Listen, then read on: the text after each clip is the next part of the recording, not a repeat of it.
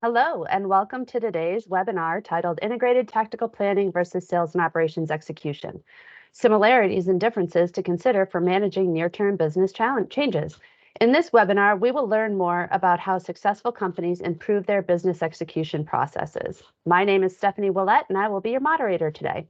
I'd like to introduce today's presenters. Todd Ferguson is a business advisor with Oliver Wight Americas. Todd offers insights and solutions to help companies achieve improved financial performance. His background includes 20 years of experience in sales, order fulfillment, demand management, tactical planning, and integrated business planning. Todd is also a co-author of the book titled Integrated Tactical Planning: Respond to Change, Increase Competitiveness, and Reduce Costs. Also joining us is Wilson Stefano Jr., who is also a business advisor with Oliver Wight Americas. Stefano supports organizations in Brazil and Latin America in the assessment, implementation, and continuous improvement of their integrated business management processes. Stefano has over 40 years of experience in the manufacturing industry. He has coached and managed teams during their journey to business excellence and the development and execution of the plans to achieve Class A business excellence. Thank you both for being here today. And now I'd like to turn the webinar over to Stefano, who will take us through the agenda for today. Okay, thanks so much, Stephanie. Todd, it's a pleasure to be here and discuss a little bit about the ITP, SNOE, Sales and Operations Execution. So the agenda will be, we are going through the modeling the business, the aggregate and detail planning. It will be important to understand the difference between the aggregate level, the detail level, the execution level. Around the world, many companies make a misunderstanding, a confusion about the aggregate and detail planning. So please take this advantage from this webinar. The challenges that impact in successful near-term execution, it's because we developed the ITP process to keep you in the perfect execution. Integrated tactical planning and sales and operation execution, the definition, emphasis, and the key difference between the sales and operations execution and the ITP, integrated tactical planning process. Integrated tactical planning process, as well, the holistic best practice and resources and a case study. And you can have a virtual class as well. So let's go to take a view on the big picture that the Oliver Wight have been developing in the latest years. So here in this big picture, we have all the process of businesses. So we are talking about the important here is the concept of this red line, above the line and below the line. So above the line, we have the strategic planning process, and you have the sales and operations planning, or advanced sales and operations planning, or the IBP process, integrated business planning.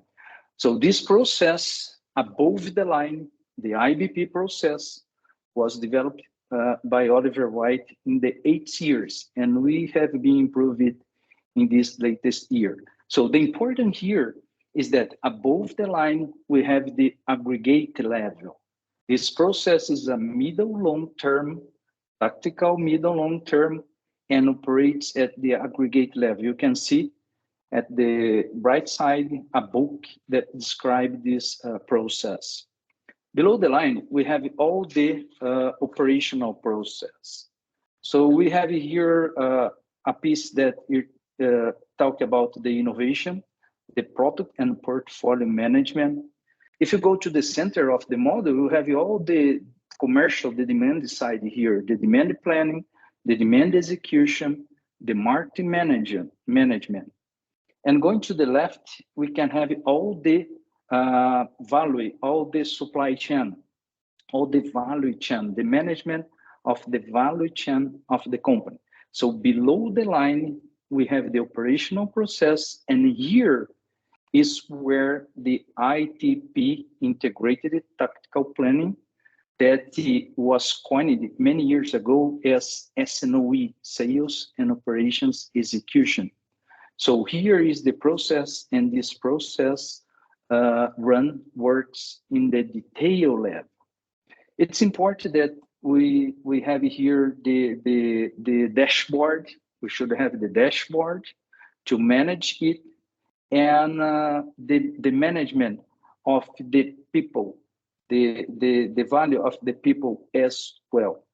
And a question here for the audience is important, because it's simple to describe the processes or the integrated processes from a business.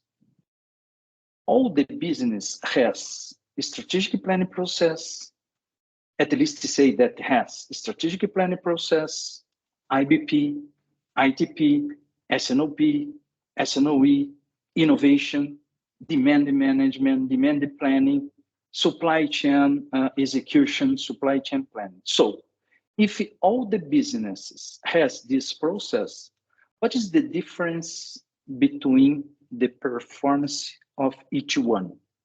There is just one difference. The maturity of each process is inside of these businesses. So for us from Oliver Wight, we develop a checklist with best practice. And for each process of the company, we have a milestone that can drive the company to improve the maturity of this process. Included, my colleague Todd will talk a little bit about the milestone of the ITP. So using that, you can drive the company to sustainable, high performance and profitability. So this is the big picture and the support from the checklist from Oliver Wight. So now, my colleague Todd, I will turn it over to Todd, my colleague, and Todd will talk a little bit more about the integration between the aggregate level, the detail level, and the execution level. Todd? Great. Thanks, Stefano. So what I'll do now is just talk a little bit more to your point around what we call different planning levels.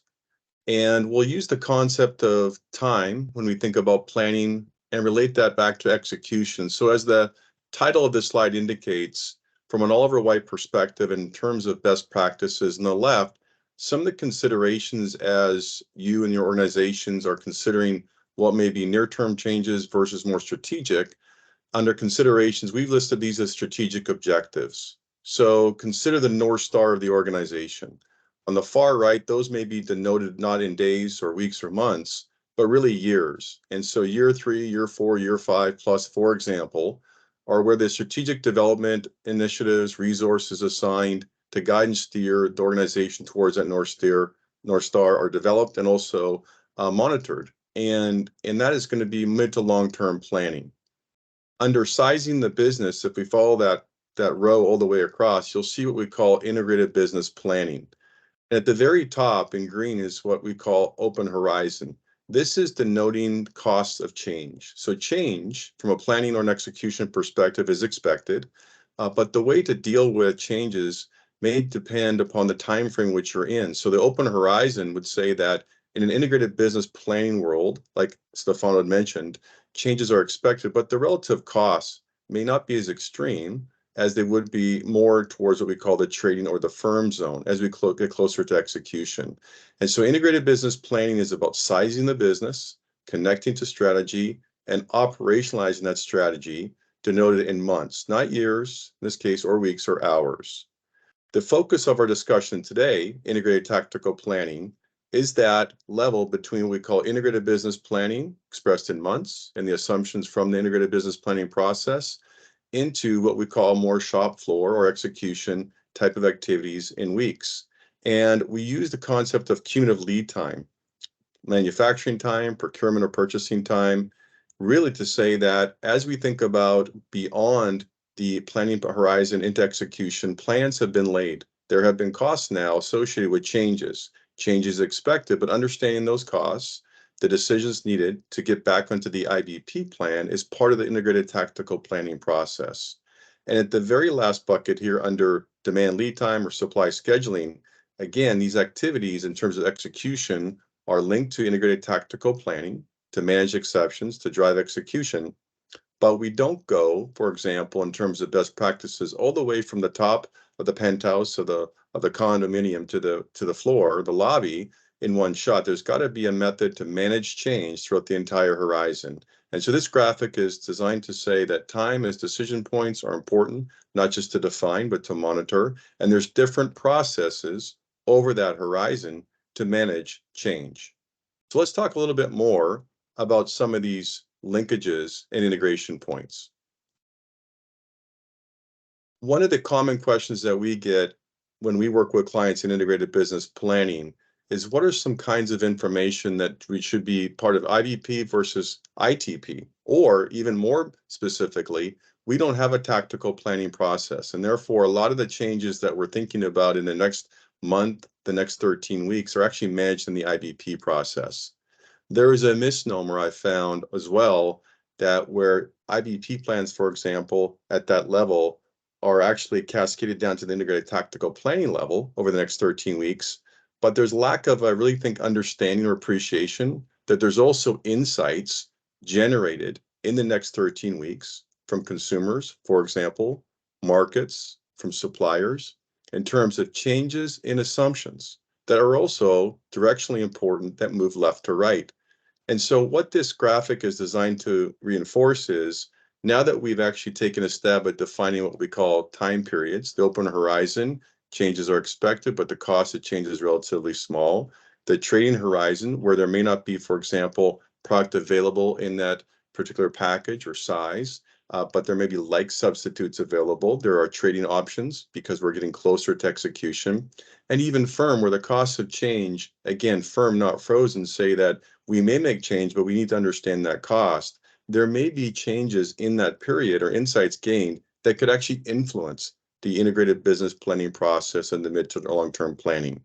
And so in this example here, what we found as an example under the demand umbrella, in the integrated tactical planning environment, through the course of a tactical weekly meeting at the very minimum, there may be an unplanned large customer order to ship in 5 weeks. That is not something typically identified in IBP process because of the time frame, unless you're running an IBP process where you've got very, very fast cycle times. But fulfilling it may lead to other customer shortages. And so that decision in the ITP environment could be just that. Do we not just take the order, but at what cost? The integrated business planning integration point, which is really valuable, is how might that actual change our thinking around future assumptions? And in the demand plan, in the subsequent demand review, do we need to make more changes, different changes? So this idea of assumption-based planning that cascades from integrated business planning to the tactical window, but then also back to IBP is extremely important. And it's also what I would say is somewhat differentiating from truly a supply-centric or perhaps more just a method to say, do we actually have the supply available? We're talking about integrated portfolio, demand, supply functions. And so this is just an example on the demand side, but you can likely think of some other examples in terms of change in assumptions during COVID, suppliers, quality. A lot of different things happened from an IBP perspective that had to be managed in the tactical planning. And then the question is, would they continue to occur as we size the business? And so that was a linkage back to IBP if we think about some examples of ITP and integration. So what are some challenges that organizations deal with in terms of near-term execution? I put together this graphic here, a simple graphic with the idea of change. And I haven't denoted that in terms of dollars or pounds or kilograms or rail cars, depending upon the business, but just change if you hold with me. Change is expected. We talked about the tactical planning process as a method to deal with change already, but really change has more of an impact depending upon where you are in this horizon. So again, managing change is part of the tactical planning process. And in this example here, from one client's perspective, they were dealing with a lot of change, and that was strictly in the manufacturing lead time. There was changes, 9 months out, but in the next 4 weeks, for example, 6 weeks, this organization said, we feel a lot of the pain, and our current as-is state really impacts our manufacturing capability and really falls in the scheduling and supply organization. As we get more in terms of the cumulative lead time, which is the manufacturing plus purchasing, that tends to kind of work itself out. What we would say is that in terms of desired to be state, there's still a change expected, but by broadening and linking the two processes, integrated tactical planning and integrated business planning, much of this change to be expected can be managed, but there are different processes for doing that. When I think of firefighting and when we go into organizations, some thoughts of what we're seeing, and also maybe some even recommendations about how to manage this. One of the insights that I will share with you is that organizations, when they think of firefighting, going back to that current as is state, may be the result of responding to variation versus abnormalities. I find that the discussion, it's not a cerebral discussion, but it is an important distinction, and it should require definition, is what is natural variation, forecast accuracy, supply chain, master schedule attainment, versus just true significant changes. Because defining the difference can be very, very important in terms of what you want to tackle, how you set up your supply chain, how you meet your customer, as an example. So not every single change, in the case of variation, our opinion, may need to be solved. There could be tactics and strategies you already have in place. What is significant for you to define as an organization and to make sure that we're clear? The other insight is lack of time to react. So when we think about the current as is state in that example here, everything is reactive. And even in an SNOE, or maybe you call a tactical planning process you have today, a firefighting meeting, which just denotes that you're constantly reacting. The idea of time fences, 13 weeks, and we'll have a definition for you in just a moment, a formal definition, but we would say at a minimum, this cumulative lead time could go out 13 weeks or even longer, depending upon your business, but there should be time fences. Not every change every single week should actually necessitate the same amount of effort, the same amount of cost. So let's define those and say what actually could be the escalation points. What are the authorization points for managing change? Poorly documented planning assumptions. This is a biggie. I mentioned before in the previous slide around integrated business planning. Those who are on this journey will likely have heard this, especially if you work with Oliver Wight, about the importance of documenting your thinking in terms of assumptions, portfolio, demand and supply, and financial and otherwise. The tactical planning process really leverages that thinking because we're responding now to changes in assumptions. It's not reforecasting. And as I've worked with organizations and companies, great software, demand sensing, and a lot of really smart individuals and companies out there trying to understand the variation, we keep coming back to, from an Oliver Wight perspective, the importance of understanding where do we start, because that's going to be the baseline to manage change. That in combination with defining what's a significant event is really, really critical, in our opinion, to understanding what's the problems we're trying to solve for, and also getting to the root cause.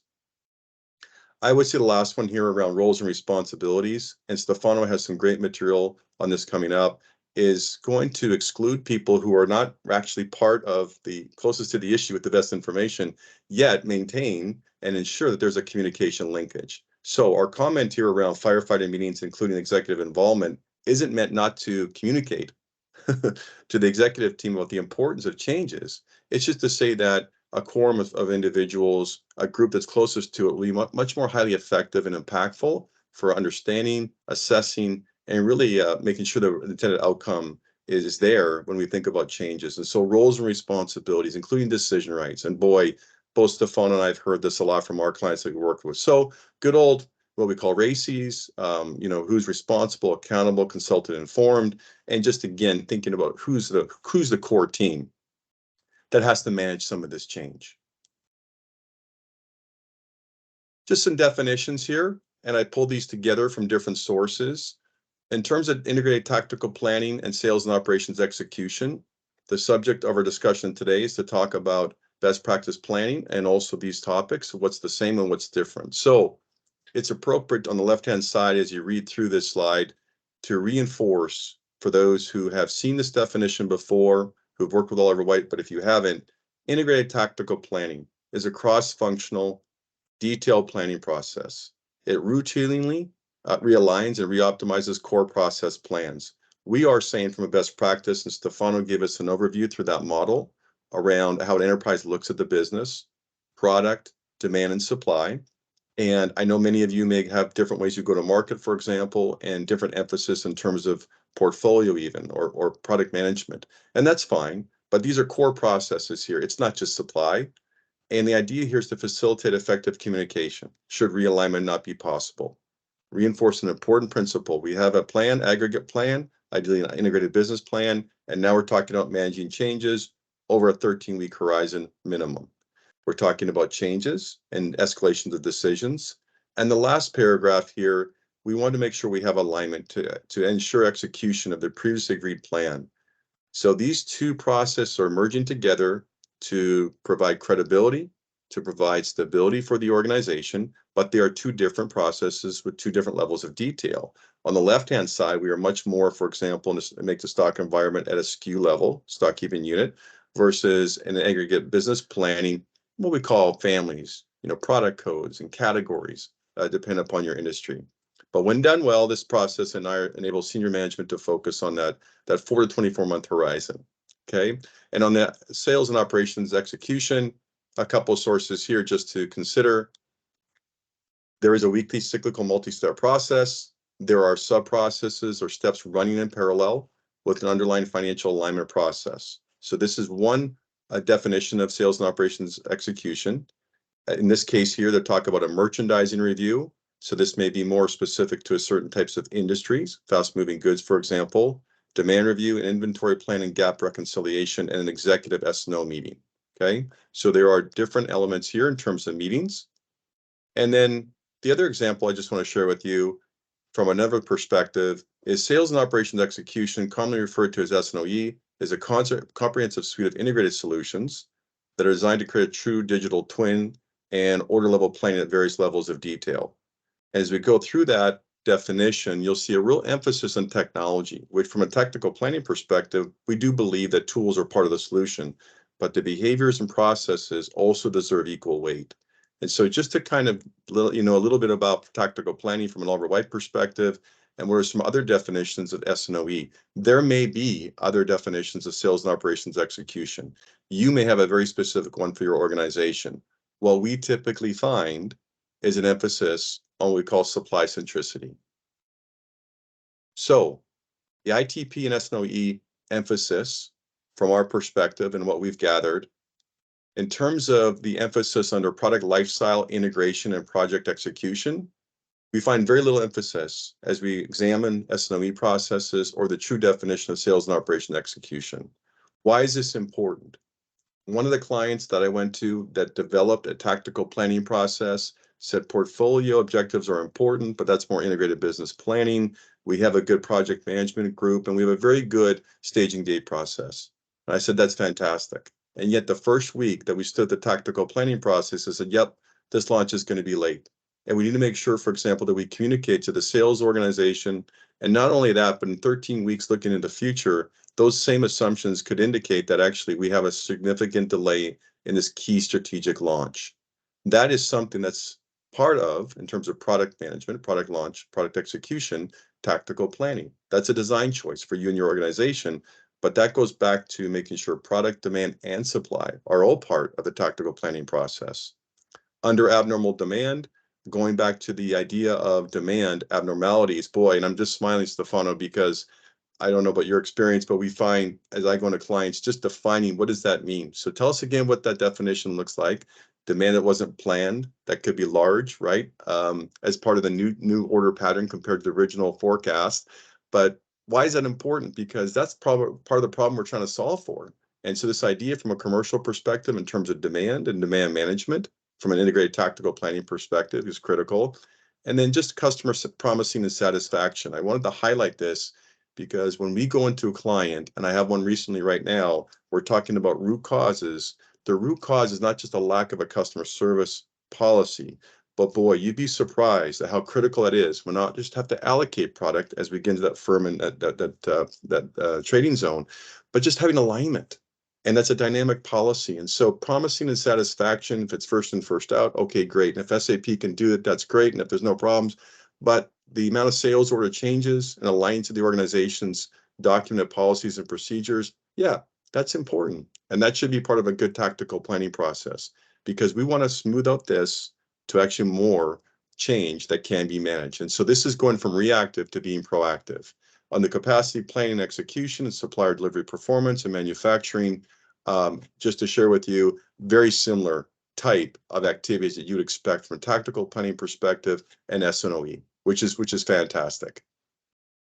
And on the right-hand side, not to go through each one of these 10 key components, but just to share with you that there are some highlighted areas here under time fences, exceptions, going back to this idea of change, weekly planning, not daily, hourly, but a weekly cadence, focus, key roles, really good data. Some of this prerequisite dependency is going to be make sure that we have the right master data and data set up to drive the right decisions. So, and again, and so forth and so on around metrics and anchor to the IPP plan. So just a little bit about some of the emphasis that we've seen in our roles and what's out there. And again, just to compare and contrast as we think about what might be impactful for you to consider if you're in a sales and operations execution type of process today and what the opportunities might actually be. And before I turn over to Stefano, what I'd like to do is just take you through a few of these areas. There's a lot of information on this slide, but as we think about leaving this with you, for those who are interested in perhaps, listen, we do some of these things today that you're talking about integrated tactical planning. What have you found around some of the big rocks or big buckets that you could share with us? And the very top, these are design elements, and it's a really good call out as I think about that in terms of you have a process today that may not require fundamental redesign of everything, but there could be some areas here and pockets you're interested in. So what do those look like that could be gaps between tactical planning and sales and operations execution? So on the left-hand side, we have a legend. As we think about scope, decision rights, integration, and change management as our headers, the lightly colored shaded blue or a mix of light and dark shaded blue, partially in sales and operations execution, just to call out that there's elements that we do find in S&OE processes, but not always consistently. In the yellow, some significant gaps or areas of emphasis we want to share with you from our perspective, normally missing. Doesn't mean every S&OE process, and there could be a hybrid. But if we go back to those definitions again, that's some of the areas that we think could be opportunities, and then normally present in sales and operations execution. And so agreeing on the time fence, I just want to highlight that one. Organizations, if they say, yeah, basically our manufacturing lead time is 4 weeks, our purchasing time is, again, going up to 13 weeks. So that's our cumulative lead time, and that's documented, that's great. And if that's actually in a policy that exists so people understand and can manage the cost of change, that is fantastic. That's not usually what we find. We find, for example, organizations that have very competent master schedulers. We have people involved in sales and there's meetings, but the understanding, for example, the impact of change, and not just for one product, one size fits all, but across different product lines could be an opportunity. So agreeing on the time fences, defining those, making sure that's updated as dynamic is an important element to running a good tactical planning process and good execution. And on the portfolio side, you'll see a few things. One is scope, what I call integration with staging, gate and master data. There may be launches, for example, they're managed very well. You don't need to actually have a weekly tactical meeting just to talk about new product launches. But if there is disagreement, if there's confusion around, for example, strategic initiatives that may just be brought new to the organization in terms of launches, or guess what?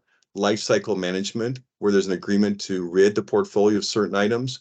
If that's not occurring, or if that's 10 meetings long, or if it's delayed months after month and not actually getting fleshed out in integrated business planning, that could also be something that's very important to bring forward in terms of portfolio. So the scope of what the kind of information you'd like to see, the staging gate process where there's delays combined with metrics, and even master data, SKU setup. Boy, that could be a big deal, making sure that we actually have confident, credible plans. And this concept, again, I mentioned of abnormal demand. We're managing changes, defining that. And so I would just say, as an output today, just consider if you're close to a tactical type execution process, or if you live in the weeds today in your roles, it could be agreeing on time fences, abnormal demand, just thinking about portfolio changes. As maybe 2 or 3 things you could walk out of this webinar today with that could be acted upon or follow up with us on. So that's really what I want to share with you in terms of some of the areas of emphasis. There's a lot more here. I'd like to turn over to Stefano right now. Okay, Todd, thanks so much. I appreciate it. If you stay here, you speak all the day because it's incredible. And I'd like to reinforce that you, my colleague, is one of the authors of the book ITP, so congrats for that. Well, as Todd explained for us, this is an active and ongoing process that culminates in the weekly ITP process. The important concept to stress is that the quorum is the team of people or group of people, depends on the company, responsible for proactively identifying potential change to plan and rebalancing back to the integrated business plan, because the ITP is driven by the IBP. So this is what this process is trying to do. And typically, the weekly meetings have from 2 to 12 to 13, as Todd said, week focus. So this is open weekly buckets, and the next 12, 13 weeks is the focus of the ITP process. So the weekly ITP planning process should be this quorum of people accountable for picking up changes to core plan. And as Todd explained, many companies don't have the quorum, the correct quorum, all the people, all these integrated processes from the IBP to the ITP to execute that. So typically, many companies has so much or many opportunities to move it forward with the ITP process. So assess change, it's important, because when you ask for the company, are you assess a change to your plan? Yes, but what is the impact, cost, and alignment to the IBP plan? And the alignment with all the functions impacted to the company. So typically, it's not possible because we don't have all the integration correctly, all the team correctly, and all the people that should take decision or escalate to the team. So it's another key point inside here of the ITP planning process. So manage in a cross-functional environment is important. I will talk a little bit more about the key roles in this ITP process, but it's important that all functions, including product and portfolio, financial, typically the process around the world is just supply and sales, just balance supply and demand plan. It's not the ITP process, it's not the SNOE process. It's more than it. It's a process that you take the IBP plan and execute the IBP plan. And if not possible to execute the IBP plan into the ITP plan, what you need to do to rebalance and what's the alternatives, and if there is any issue to escalate the executive team to this process. So this is a structured, integrated process to manage the short term, as Todd was talking about. Clear decision make and escalation criteria. This is important. Who wants to make the change? Typically, we need to understand who we're trying to make the change.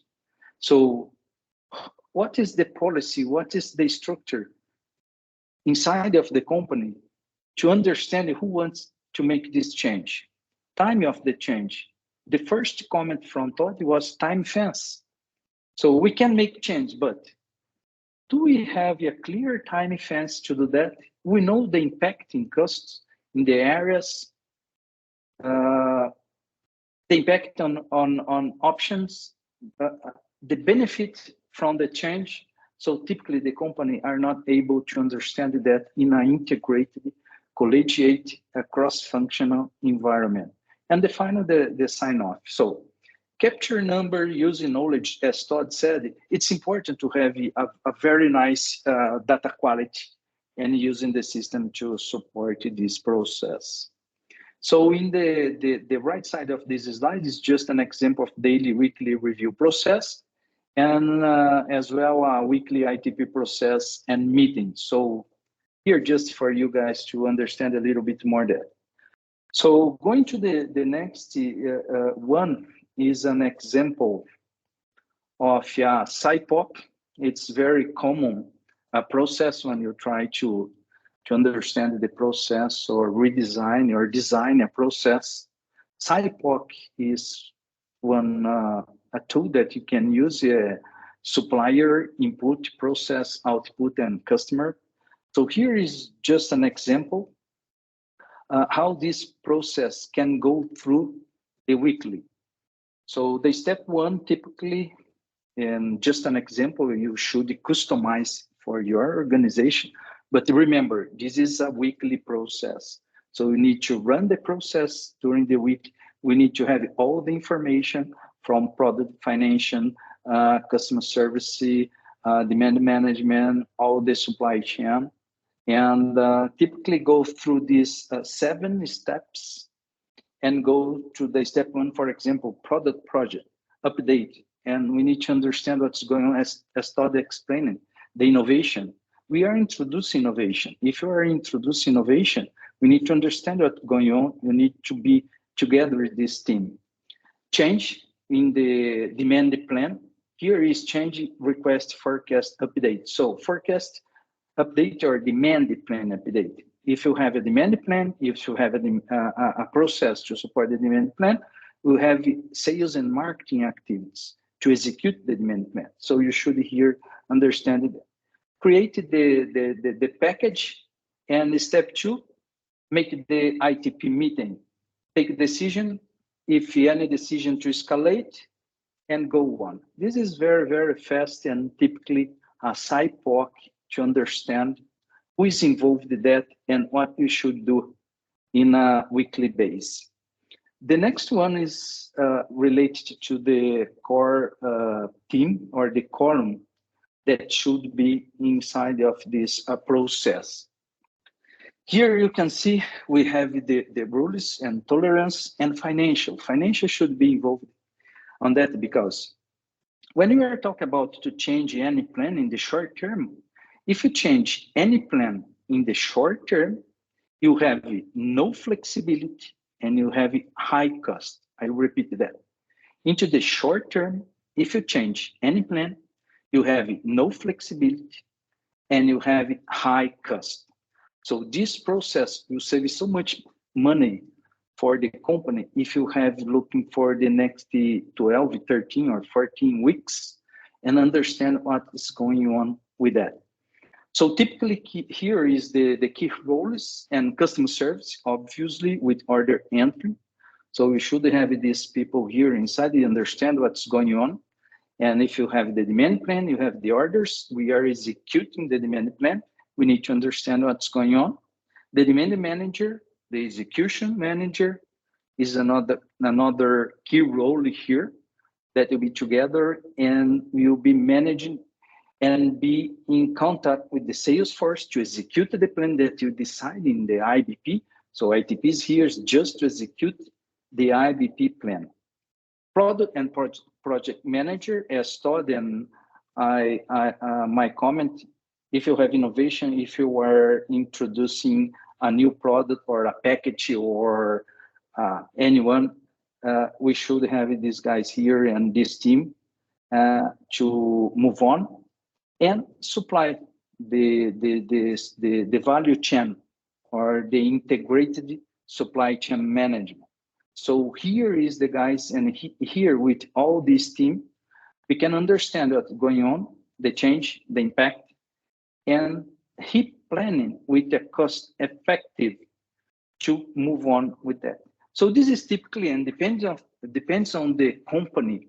We're talking about one function or a group of people inside of these key roles, because if a company is very big company, you have many functions, many people inside of that.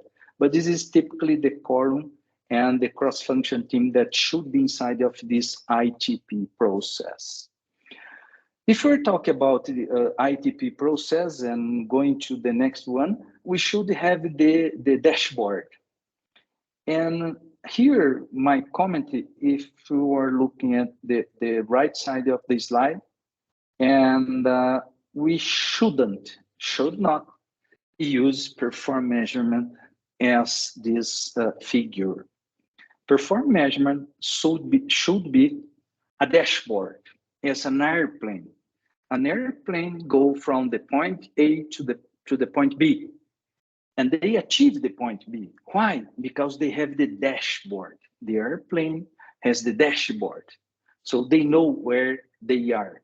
They know if they are advancing, if you have change, if you have some problem, they need to have some deviation or what did he planning. So they are running in a real time all this stuff. So dashboard should be this kind of tool to the company to understand it, to go from the point A to the point B. That is the strategy. So performance should be understood as a continuous improvement culture. We should use the KPIs to understand what's going on and make a kind of the continuous improvement culture. And just measure, report, and a kind of PDCA, plan, do, check, action, continuous improvement. So at the left side, just an example is a very, very small example of KPIs. We have all the Class A KPIs. We have KPIs for innovation. We have KPIs for the demand, for all the supply chain, financial, considering the total business. So there is amount of indicators. However, we should understand the balance between these indicators and use the best form. So just some examples, and a number of abnormal demands events. It's incredible because Todd talked about and explained about abnormal demand. Many companies doesn't manage that. So abnormal demand can get all the inventory from the company, and when the normal demand comes with the order, the company doesn't have product to deliver to the principal client. So it's incredible. There is some interesting stuff here, but just a summary and example. These KPIs here, I'm sure that each company has one, and we have it, the Class A as well. So this is the ITP process, and I would like now to turn it over to Todd, and thanks so much.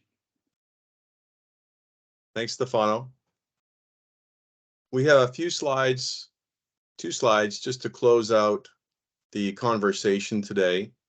And just to let you know that if you are on a journey, which is, I'm assuming either you're interested in the subject you've just heard of the subject of tactical planning or S&OE, or you may actually be involved in implementing or refining your S&OE process.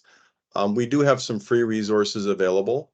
On the left-hand side is an extract of data from a scorecard survey that you can go onto our website for free and just actually assess where you are. And so there's no other commitment than that. And in this example here, what we've been able to do by working with hundreds of clients is to bucketize some of the key themes around process, integration, and roles, what Stefano just took us through in terms of performance. And again, knowing that technology is an aid and should be constructed as such and invested as such, data and technology enablement. So when we're talking about process today heavily, but the behaviors and also technology, what is the way that we can be most productive? And can we gain a line of sight to quickly understand the problem that we're trying to solve for and also attack it with the most concerted effort? And so anyhow, the scorecard just reflects an extract of a real client going through some of this by scoring themselves. And then going forth, there might be some improvement opportunities. There may be something where you email us and say, what have you seen? And are we a lot different than our peer group? And so on the left-hand side, a scorecard, free registration on our website. I want to make and underscore just one quick point that Stefano made around what we call Class A.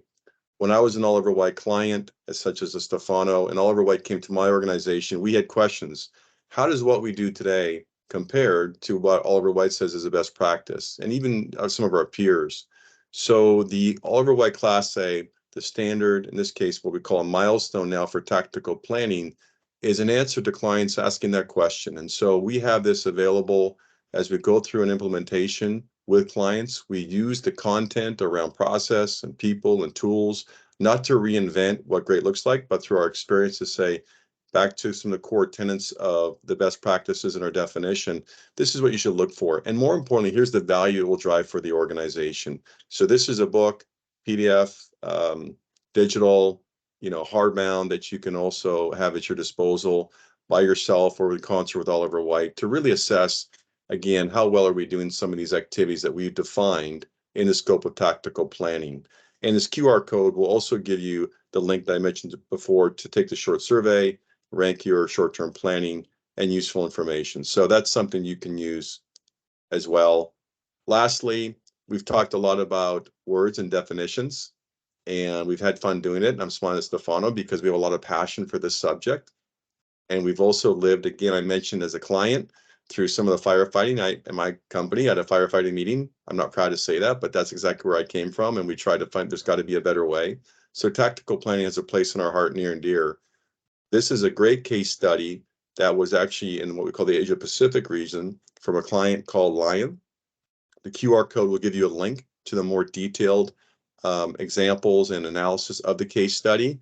I just want to share with you that some of the benefits of this case study, not just for demand, but for the organization, included things like improved customer service, better collaboration, improved decision-making. So I'd encourage you, as we close out the webinar today, to look through the material that we do have, and some of them may resonate with you, and also provide a bit of a spark if you're in a role where you're trying to reinvigorate or streamline the process that you've called SNOE, that we would also say ITP, hopefully is now a little bit clearer in terms of differences, and there's some similarities.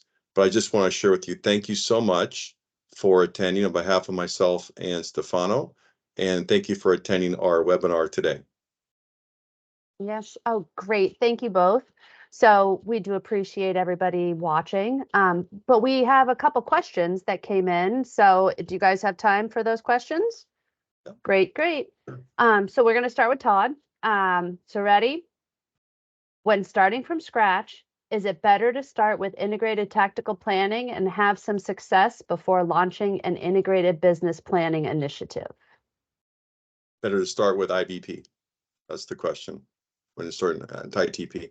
Yeah, I think fair question, and we get that question. I get that question as I work with clients around IBP to the diagnostic, and more often than not, I would say the integrated business planning process is a logical, good place to start for a few different reasons. One is an aggregate plan of some form or fashion should be created because to help with ITP process, because you're managing change to the IBP plan through tactical planning. So said another way, ITP is not just reforecasting, not reinventing, what a plan should look like to deal with in their term. It's really about managing variation and change to what we would call best practice integrated business planning and those assumptions, and trying to align execution to that. Now, there is also the practical reality of, hey, we're an organization that's pretty lean. We have some near-term solid issues this week. We have a cadence of some kind, but it's not all the way to perfect.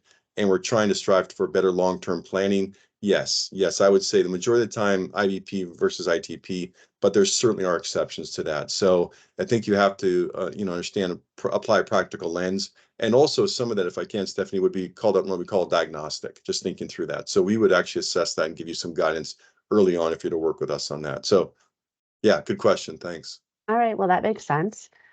So Stefano, next up, this question, does the focus of the integrated tactical planning process tend to be more operationally driven, manufacturing, procurement, order fulfillment, or is it more sales driven? Well, as we discussed it during the webinar, there is the key role is a cross-functional team. So typically more operationally driven, integrated, including financial as well appropriate commercial side of the business as sales, for example, person who are closest to the customer and who make decisions and are also appropriate informed of other decision issues surfaced into the IBP process. So that's it. Good question. All right, great, thank you. So Todd, how much of a successful integrated tactical planning process depends upon technology being in place?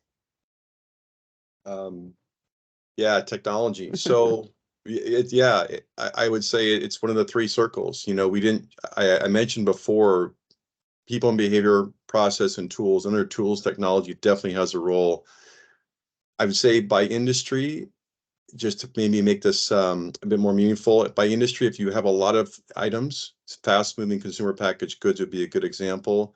The ability to delineate between what's changed week to week from a monthly aggregate planning process, boy, having technology, a forecast, now we've got real hard orders, for example, and I've set my tolerances is critical. I mean, it just is. It's going to be hard to manage that amount of change in Excel. Clients do it, but probably not the most efficient use of resources. So I think that's where best of breed software, technology, in this case, I'm using ERP, Stephanie, as an example, but there's advanced planning systems and dashboards, boy, that can be super helpful.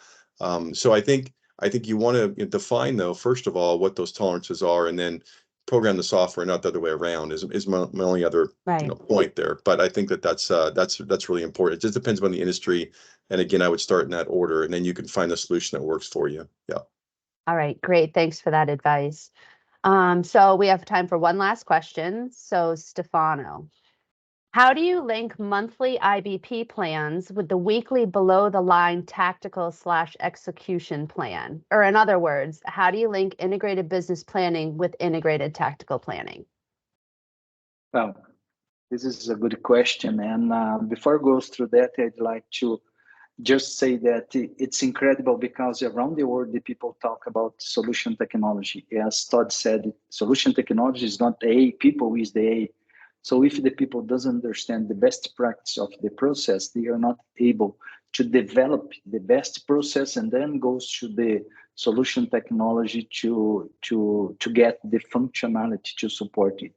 So typically the system needs to be set up to be able to link the aggregate level IBP to the detail level ITP, or build up to category, brand, family, depending of the structure to go to the aggregate, the detail level. That makes sense to the business.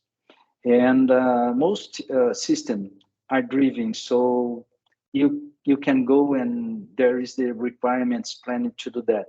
It's not so difficult to aggregate and in time phase into relevant buckets that make sense to support the IBP process and the ITP process in weekly buckets.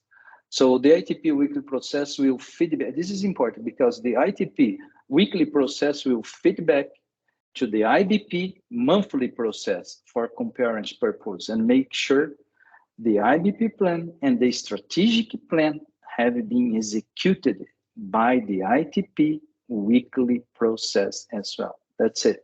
Thanks so much. Yeah, no, thank you. You made very important points there. So great. Thank you again, Todd and Stefano, for answering those questions and for the great webinar. Thank you all for watching, and we hope you have learned a lot and enjoying this presentation. Great. Bye. Thank you.